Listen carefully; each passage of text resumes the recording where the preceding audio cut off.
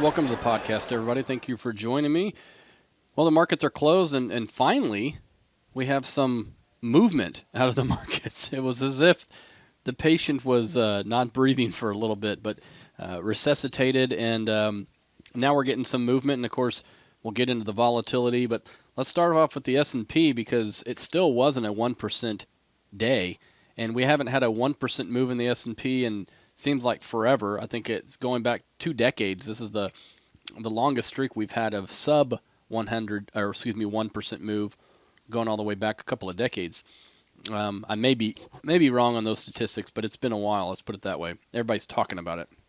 Well, the S&P has been really drifting higher, and for the most part, mainly what we've been doing is really doing more trading in our aggressive strategy.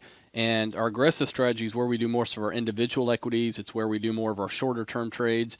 That's really been mainly what we've been doing the last couple of months because the market has still been drifting higher. And really, what we've seen today doesn't change the pattern. The only difference today was the fact that it did make a new high. You can see that here on this bar. It made a new high and then reversed lower. So that could be a short-term caution. And, of course, we're certainly due for a pullback. We've been due for a pullback, but that doesn't mean that we're going to get a pullback. But today was fairly intense selling. There was some mention out of the Fed this morning. You still have the mention at least of interest rate direction. One of the Fed presidents encouraging the Fed to do it sooner than later, meaning raising interest rates. Iraq is still on the the front burner. But outside of that, it wasn't very heavy. But if we switch over to the 1-minute picture, you can see exactly what I'm talking about, where it just really, started out, made a new high, and then it just drifted lower all day, and the selling got a little intense later in the day. But overall, nothing's really changed. However, we did get stopped out on one oil and gas exploration company. We got stopped out on that. But there's still, places to make money. I mean, if you look at the semiconductor space, the Microns and Intels, those are doing very well, and they can continue to do well. Those are a couple of names that we own. But today you did see at least some weakness in things like the Russell 2000. The Russell 2000 down about 1%. And, pointing out these green arrows is essentially where you had some support. So those were areas where the market had bounced twice. We went in and made a short-term trade on the Russell 2000 once it bottomed there. But here we are now, and I want to point out a head and shoulders pattern for those of you who like that. There it is. And so bears would be expecting this type of move, and perhaps we do see that, but it is interesting to note that the Russell 2000 did underperform by quite a bit. It was down almost 1% today, right at about 1%. Dow Jones was down about 0.7%, down 120 points, and the S&P was down 0.64. So the S&P was actually the safest of the bunch there. But again, you can see this trend hasn't really been broken. I would say what would make me, let's take a look at the spiders, but what would make me change my mind perhaps is if we maybe broke this uptrend. So that would give us another, let's call it another couple of percent, 1 or 2% down. If it broke that, then you could start looking for something a little bigger.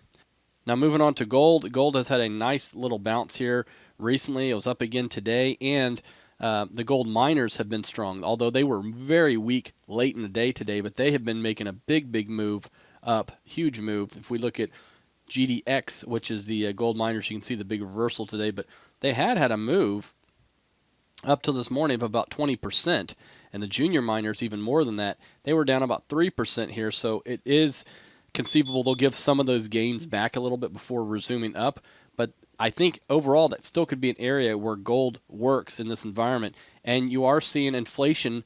We're seeing the inflation numbers. We're seeing tips do well. You can see tips are moving up. But overall, the treasuries, money moved in a little bit to treasuries, but not a whole bunch going on. I would still steer you towards looking at individual trades if you want to play the shorter term moves, because there's plenty of stocks up today. There was biotechnology, some biotechnology stocks up on the day. Some retailers were up on the day.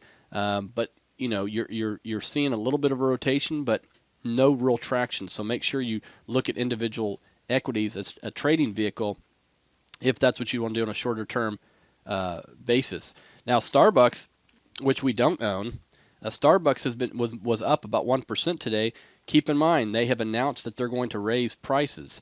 So, we know food costs have been going up this year quite a bit, and we are now seeing these companies start to pass that down to the consumer at the same time that oil is moving up. So, consumers during the driving season here, it's not going to be real pleasant for you, but that's the situation we're in. We did also get housing data this morning that was better than expected. The bears would point to the fact that most of the homes being bought with cash, and maybe investors are buying them. We're not seeing the types of traditional means of purchasing homes that they would like, but housing is still improving. The one thing holding it back is supply. So let's see how that plays out. We also got consumer confidence this morning, and it was very strong. But it's still, even though it's strong, in comparison, it was 85 this morning. It was 140 back a few years ago. So it's still not much higher than at recessionary levels. So there's still a lot of people, I think, that could be converted from bears to bulls. But I would say in the short term here, watch your most volatile positions, your things that you have on as trades, very short-term trades. Watch those carefully as they can move rather quickly, and you may want to be putting some stops in on those particular things. But also look for the investments you've been wanting, because the sell-off may give you the opportunity to invest there. But so far, nothing dramatic. Again, the S&P 500, really nothing major. So let's watch that to see if it at least comes down to test this support here, which would be another couple percent, and if it can hold.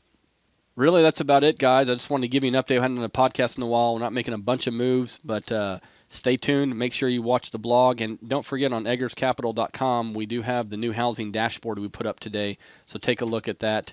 And you can always email me with any questions, or follow us on Twitter, Google+, Facebook, and, of course, we have our radio show once a week. Thanks, guys. Talk to you soon.